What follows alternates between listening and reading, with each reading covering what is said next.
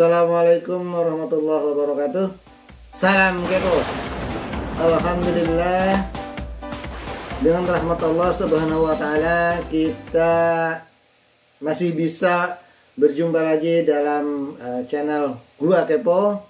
Semoga sahabat kepo sekalian sampai saat ini masih diberikan kesehatan, dijauhkan dari wabah COVID-19, dimudahkan segala urusan dan dilancarkan segala usahanya, dilimpahkan rezeki yang halal, dan Allah mempertemukan kita kelak di dalam surganya. Amin ya rabbal alamin. Prakarya dan kewirausahaan di SMA, ya, itu juga SMP. Baik, untuk selanjutnya adalah mata pelajaran keterampilan. Keterampilan cuma bisa diajarkan oleh guru bersertifikat pendidik keterampilan. Ya, di SMP. Bagaimana di SMA? Di SMA juga sama, ya. Tapi keterampilan ini cuma ada di kurikulum 2006. Jadi otomatis saat ini dia sudah tidak ada yang menggunakan lagi. Jadi jangan gunakan keterampilan sebagai mata pelajaran yang diajarkan dan masuk dalam aplikasi Dapodik, karena ini tidak akan terhitung. Karena apa? Karena kurikulum 2006 sudah tidak lagi digunakan. Sekarang rata-rata sekolah sudah menggunakan K13. Berikutnya yaitu Teknologi Informasi dan Komunikasi, TIK. TIK pun masih adanya di tahun 2006. Untuk yang 2006, TIK ini masih berbentuk mapel. Sekarang sudah tidak ada lagi 2006. Otomatis TIK menjadi bimbingan TIK. Bimbingan TIK ini penghitungannya sama dengan kita menghitung guru BK, yaitu pembimbingan. Jadi pembimbingan terhadap siswa. Bagaimana di SMA? Di SMA Teknologi Informasi dan Komunikasi TIK ada di tahun 2013, yaitu sebagai guru TIK, Teknologi Informasi dan Komunikasi, Keterampilan Komputer dan Pengelolaan Informasi. Ini ada 2 sertifikat pendidik. Ada 4 guru bersertifikat pendidik yang boleh mengajar guru sebagai guru TIK, yaitu 110 atau 523 sebagai guru pembimbingan, ya, TIK. Oke, selanjutnya muatan lokal. Muatan lokal. Nah, muatan lokal ini sebenarnya di 2013, kalau kita lihat di dalam ini tidak spesifik menyebutkan muatan lokal. Tapi di sana di aturan tambahannya dibolehkan sekolah membuka muatan lokal. Yang tentunya muatan lokal ini sudah harus ada surat penetapan muatan lokal oleh pemerintah daerah, yaitu wali kota atau gubernur. Kalau di Permennya sebenarnya harusnya itu adalah gubernur. Jadi wali kota atau bupati mengajukan mulok ke gubernur, ya, ke provinsi untuk di SK-kan sebagai mulok. Nah, harusnya seperti itu. Tapi kenyataannya banyak mulok-mulok yang SK-nya bukan SK dari provinsi, tapi dari kabupaten kota masing-masing. Tapi ini pun masih kita akomodir, ya. Nah, muatan lokal ini ada 2 macam. Muatan lokal bahasa daerah dan muatan lokal potensi daerah. Kedua-duanya tetap harus memiliki SK penetapan dari kepala daerah. Nah, umumnya kalau bahasa daerah ini ditetapkan oleh pemerintah provinsi. Misal seperti bahasa Jawa. Ini biasanya masing-masing provinsi punya muatan lokal bahasa Jawa. Sehingga satu provinsi itu semua harus mengajarkan bahasa Jawa, ya. 747 bahasa Madura, 748 bahasa Sunda, 750 bahasa Bali, 062 ini kode bahasa daerah lama yang harus sudah dikonversi, ya. 062 ini harus dikonversi ke kode sertifikat pendidik 746, 747, 748 atau 750 sesuai dengan bahasa daerah yang diajarkannya. Kalau dia bersertifikat pendidiknya 062, dulu ikut sertifikasinya di daerah Jawa Barat, maka dia harus konversi ke 748. ya. Nah, kalau dulu ikut sertifikasinya di daerah Jawa Timur, ya, maka dia harus konversi ke 746. Atau di Jawa Tengah itu 746. Kalau konversinya dulu di Madura, Madura di Jawa Timur ya, tapi dia spesifik ya, belajarnya tentang bahasa Madura, sertifikasi tentang bahasa Madura, maka harus dikonversi ke 747. Dan masing-masing kode tadi tidak bisa lintas. Jadi kalau dia sudah kodenya 750 ya, karena dia dulu ikut sertifikasinya di Bali, maka dia tidak bisa pindah ke Jawa Barat mengajar bahasa Sunda ya. Itu tidak akan linier. Kenapa? Karena bahasa Bali tidak mungkin diajarkan di Jawa Barat. Nah, itu ya, kurang lebih. Dan mungkin guru bahasa Bali belum tentu bisa menguasai bahasa Sunda dengan baik, walaupun dia mungkin bisa bahasa Sunda. Gitu ya. Oke, lanjut. Bagaimana dengan SMA? Nah, SMA untuk mulok pun tidak jauh berbeda. Ya, sama. Ya. Jadi penghitungannya sama ya untuk mulok baik SMP maupun SMA. Oke. IPS ya, ilmu pengetahuan sosial. Ya. Jenis gurunya harus guru mapel. Sertifikat pendidik yang boleh mengajarkan IPS adalah sertifikasi dengan kode 100. Terus 120. Ya. Terus 210, 207, 114, 204, 117, 214, 215. Ini semua boleh mengajar IPS. Ya. Banyak sekali yang bisa mengajar IPS ya. Oke. Kita lihat lagi sini.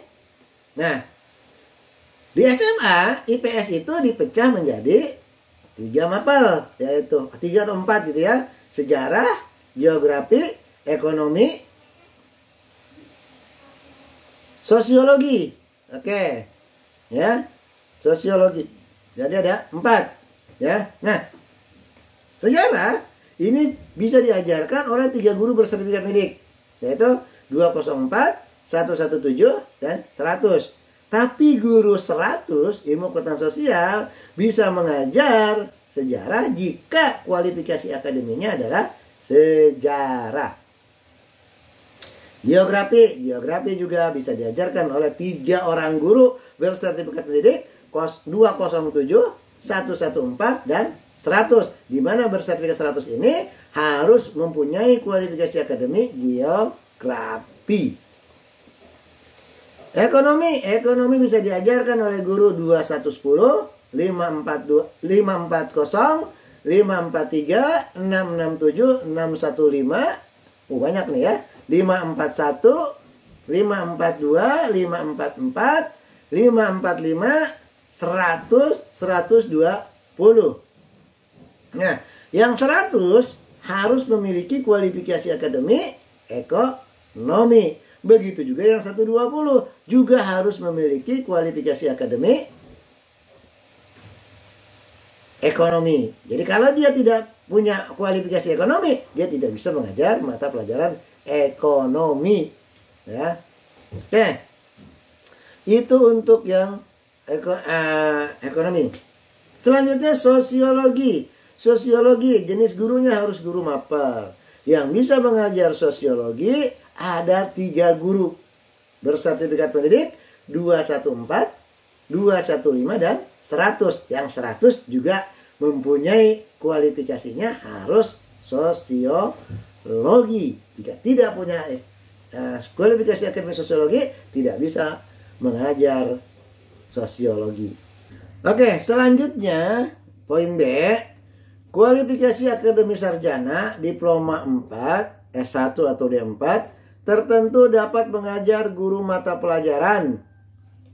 Guru yang memiliki sertifikat pendidik dapat pindah atau mengajar di SMP sebagai guru mata pelajaran apabila memiliki kualifikasi akademik sarjana atau diploma 4 sesuai dengan mata pelajaran yang diampu pada jenjang SMP.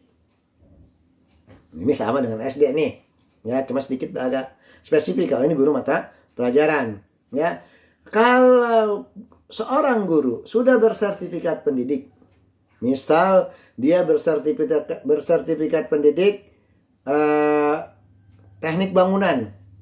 Nah, teknik bangunan cuma ada di SMK. Lalu dia pindah ke SMP. Sertifikatnya tentunya tidak akan ada yang linear dengan teknik bangunan di SMP. Tapi ijazah dia itu adalah matematika. Dia punya ijazah S1. Bung ingat ijazahnya harus S1 ya, bukan S2 atau S3. S1-nya itu adalah matematika. Maka di SMP dia bisa mengajar matematika linear karena ijazah, bukan karena sertifikat pendidiknya. Ini bisa. Ya, contohnya. Lalu bagaimana dengan yang SMA? Yang di SMA pun tidak jauh beda. Jadi kalau dia sudah punya S1 dan S1-nya linear dengan mata pelajaran yang diajarkan, maka itu sudah bisa linear. Asalkan guru tersebut sudah bersertifikat pendidik. Asalkan sudah bersertifikat pendidik, maka linearitas bisa kita arahkan dengan S1-nya. Oke. Yang berikutnya poin C, konversi. Nah, ini kalau konversi sebetulnya sekarang saya tidak perlu bahas konversi karena konversi ini seharusnya sudah selesai, ya, harusnya sudah selesai. Karena konversi ini dilakukan di tahun 2016, 17, 18, 19 nih sudah dilakukan. 2015 bahkan ya. 2015 ini sudah dilakukan konversi-konversi, harusnya sekarang sudah selesai. Tapi tidak masalah, kita bahas dikit lagi. Ya. Konversi kode sertifikat pendidik pada bidang studi mata pelajaran lainnya. Ini dulu di SMP ada sertifikat pendidik yang kodenya 125. 125 ini umumnya berbunyi sertifikat pendidik bidang studi lainnya. Ya, bidang studi lainnya itu apa? Itu kan tidak jelas. Oleh karena itu mereka harus melakukan konversi. Ya, jika pada sertifikat pendidik tercantum nama bidang studi mata pelajaran tertentu, maka guru perlu melakukan konversi kode sertifikat sesuai dengan bidang studi mata pelajaran yang tercantum. Jadi kodenya 125. Tapi bidang studinya keterampilan. Nah, maka dia tinggal lakukan konversi saja. Kodenya jangan lagi 125, tapi kodenya jadi 227. Karena jadi sertifikat pendidik itu bunyi bidang studinya adalah keterampilan, gitu ya. Nah, lalu misalnya dia tidak ada bidang studinya tidak tercantum, tapi bidang studi lainnya. Nah, ini maka perlu lakukan konversi. Kemana? Dulu pada saat ikut PLPG, ikutnya mata pelajaran apa? Nah, pada saat ikutnya tadi dulu misalnya keterampilannya, nanti minta konversinya ke keterampilan. LPTK akan melihat berkasnya, lalu akan dilihat apakah berkasnya sesuai atau tidak. Kalau berkasnya sesuai, maka dia nanti akan masuk dalam disetujui sebagai mata pelajaran keterampilan, sehingga kodenya yang tadinya 125 berubah menjadi 227 atau sebagainya, ya, bahasa daerah itu juga masuknya ke sana, gitu ya. Oke. Yang SMA bagaimana? SMA pun sama, ya, SMA pun sama. Cuma kalau di SMA bukan 125 kodenya. Umumnya yang jadi masalah dulu adalah 230, ya. Sekarang sih sudah setahu saya sudah habis, ya. Sudah habis, ya. Setahu saya, ya. 230. Oke. Pengajuan konversi sama saja pengajuan konversinya mulai dari jenjang SD, SMP, SMA, SMK, SLB. Kalau mengajukan pengajuan konversi ya dilakukan oleh Dinas Pendidikan sesuai dengan kewenangannya. SMP ada kewenangannya di Dinas Pendidikan Kabupaten Kota, maka lakukan konversi melalui operator KSG yang ada di Kabupaten Kota. Kalau yang SMA, SMK, SLB lakukan konversinya di Dinas Pendidikan Provinsi, ya. Oke. Saya rasa itu yang bisa saya sampaikan kali ini, ya, untuk linearitas SMP dan SMA. Jika ada pertanyaan silahkan dituliskan di komentar. Kalau memang terbaca oleh saya akan saya jawab insya Allah, ya. Kalau tidak terbaca mohon maaf, ya. Kalau bisa jawabannya lama juga mohon maaf karena keterbatasan saya untuk menjawab. Nah, demikianlah, ya, bahasan kita kali ini. Saya mohon maaf apabila ada kesalahan, mohon maaf jika penyampaiannya tidak tepat, dan mohon maaf juga jika dalam penyampaian ini masih ada kekurangan-kekurangan ya. Untuk sahabat kepo ya yang merasa video ini manfaat, silahkan bagikan, share ya. Yang suka dengan video ini silahkan like ya, dan jangan lupa subscribe ya, agar channel ini bisa terus tumbuh dan berkembang, sehingga masih banyak bahasan-bahasan yang bisa kita bahas. Jangan lupa bahagia, tetap tersenyum, apapun masalahnya, insya Allah senyum akan membawa berkah buat kita semua. Dan jangan lupa silaturahmi, karena silaturahmi akan memperbanyak rezeki dan mendapat ridho dari Allah Subhanahu wa taala. Assalamualaikum warahmatullahi wabarakatuh. Salam kepo.